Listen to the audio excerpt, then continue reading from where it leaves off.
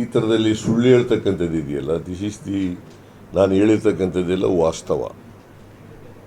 ಬೇಕಾದರೆ ನೀವು article 15 article 16 ನೋಡಿ ಏನು ಹೇಳ್ತದೆ. ಆರ್ಟಿಕಲ್ 15, 16 ಯಾರು ಈ ದೇಶದಲ್ಲಿ ಅಲ್ಲೇನು ಹಿಂದೂಗಳು, ಮುಸಲ್ಮಾನರು, ಕ್ರಿಶ್ಚಿಯನ್ರು, ಸಿಖ್ರು, ಬೌದ್ಧರು ಅಂತ ಹೇಳಿಲ್ಲ. All citizens of this country, all citizens of this country, those who are socially, educationally backward, they are entitled for reservation ಅಂತ ಹೇಳ್ತಾರೆ. ಈ ಥರ ಇವರು ಮುಸಲ್ಮಾನರನ್ನ ವಿಂಗಡಣೆ ಮಾಡಿ ಓಟ್ಗೋಸ್ಕರ ಇಷ್ಟೊಂದು ಕೀಳು ಮಟ್ಟಕ್ಕೆ ಇಳಿಯೋದು ಇದೆಯಲ್ಲ, ಇಟ್ ಈಸ್ ಅನ್ಕಾನ್ಸ್ಟಿಟ್ಯೂಷನಲ್. ನನ್ನ ಪ್ರಕಾರ ಇದು ಸಂವಿಧಾನ ಬಾಹಿರ.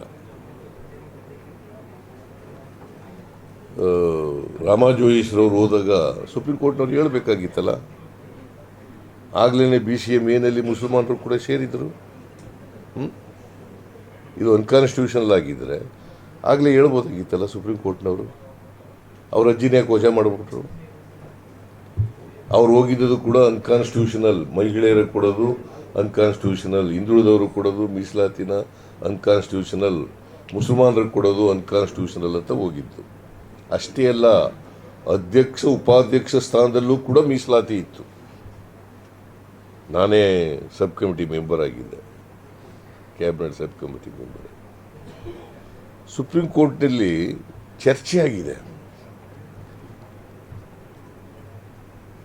ಸುಪ್ರೀಂ ಕೋರ್ಟ್ನವರು ಅವತ್ತು ಮಾಡಿದಂಥ ಆದೇಶವನ್ನು ಎತ್ತಿಡಿದಿದ್ದಾರೆ. ಇದೆಲ್ಲ ಗೊತ್ತಿದ್ರೂ ಕೂಡ, ಅಥವಾ ಗೊತ್ತಿದೆಯೇನೋ ಗೊತ್ತಿಲ್ಲ ನನಗೆ, ಗೊತ್ತಿದ್ರೂ ರಾಜಕೀಯ ಮಾಡಲಿಕ್ಕೆ ಓಟ್ಗೋಸ್ಕರ ಹತಾಶರಾಗಿ ನರೇಂದ್ರ ಮೋದಿಯವರು ಹತಾಶೆಯಿಂದ ಈ ಥರ ಹೇಳಿಕೆಯನ್ನು ಕೊಟ್ಟಿದ್ದಾರೆ. ಇದನ್ನು ನಾನು ಇವರ ಧೋರಣೆ ಇದೆಯಲ್ಲ, ಇದನ್ನು ಖಂಡಿಸ್ತೀನಿ ನಾನು.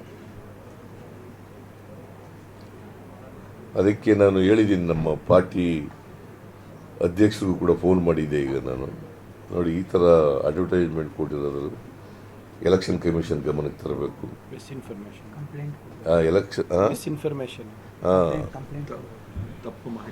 ಇದೆಲ್ಲ ನಿಲ್ಲಿಸಬೇಕಾಗ್ತದೆ.